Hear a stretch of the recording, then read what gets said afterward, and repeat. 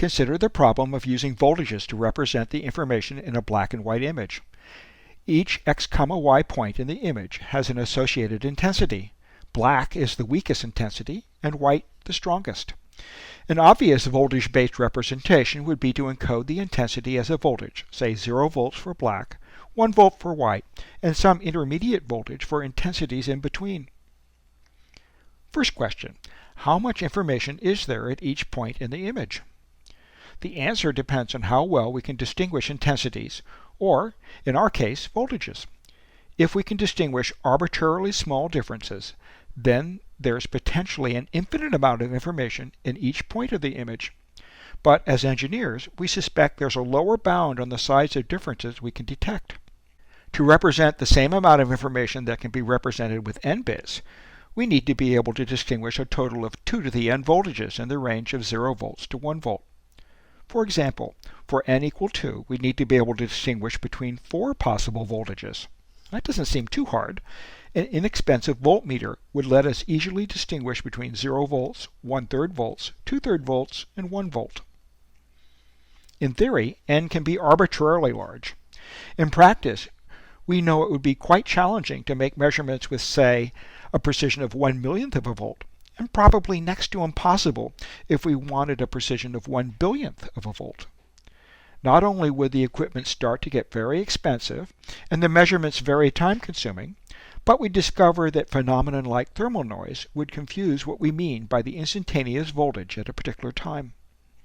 So, our ability to encode information using voltages will clearly be constrained by our ability to reliably and quickly distinguish the voltage at a particular time. To complete our project of representing a complete image, we'll scan the image in some prescribed raster order, left to right, top to bottom, converting intensities to voltages as we go. In this way, we can convert the image into a time-varying sequence of voltages. This is how the original televisions worked. The picture was encoded as a voltage waveform that varied between the representation for black and that for white.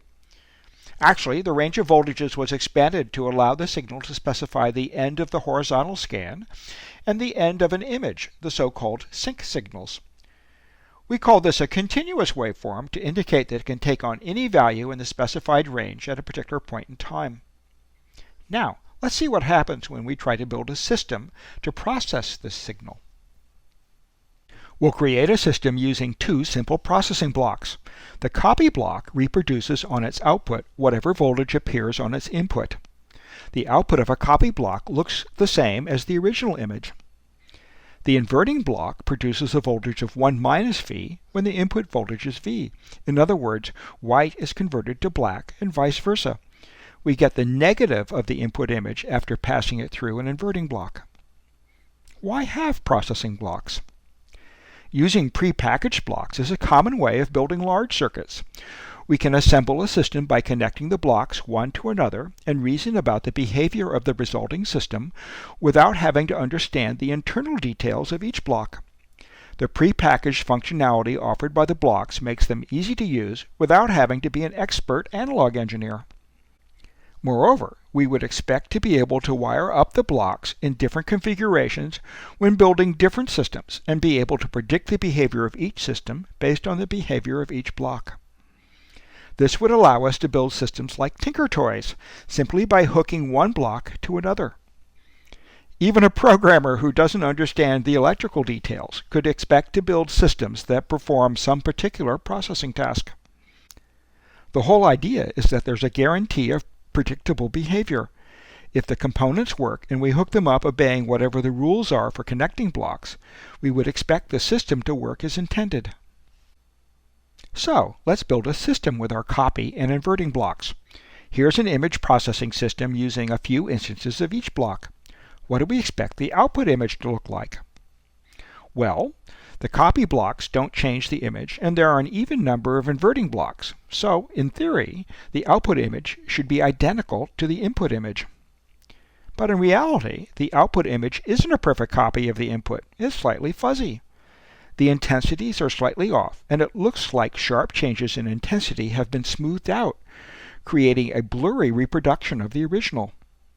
What went wrong? Why doesn't theory match reality? Perhaps the copy and inverting blocks don't work correctly?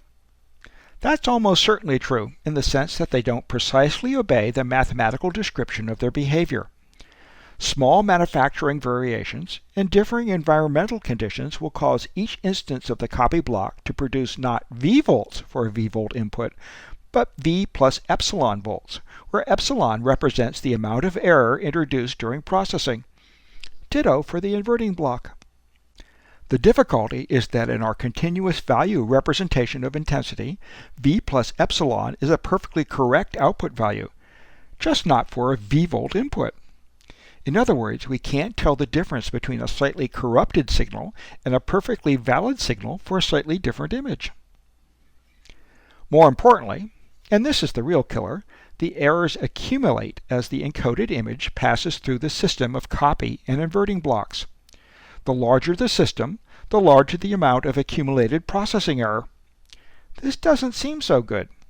It would be awkward, to say the least, if we had to have rules about how many computations could be performed on encoded information before the results became too corrupted to be usable. You would be correct if you thought this meant that the theory we used to describe the operation of our system was imperfect. We'd need a very complicated theory indeed to capture all the possible ways in which the output signal could differ from its expected value. Those of us who are mathematically minded might complain that reality is imperfect. This is going a bit far, though. Reality is what it is, and as engineers we need to build our systems to operate reliably in the real world. So perhaps the real problem lies in how we chose to engineer the system. In fact, all of the above are true. Noise and inaccuracy are inevitable. We can't reliably reproduce infinite information. We must design our system to tolerate some amount of error if it is to process information reliably. Basically, we need to find a way to notice that errors have been introduced by a processing step and restore the correct value before the errors have a chance to accumulate. How to do that is our next topic.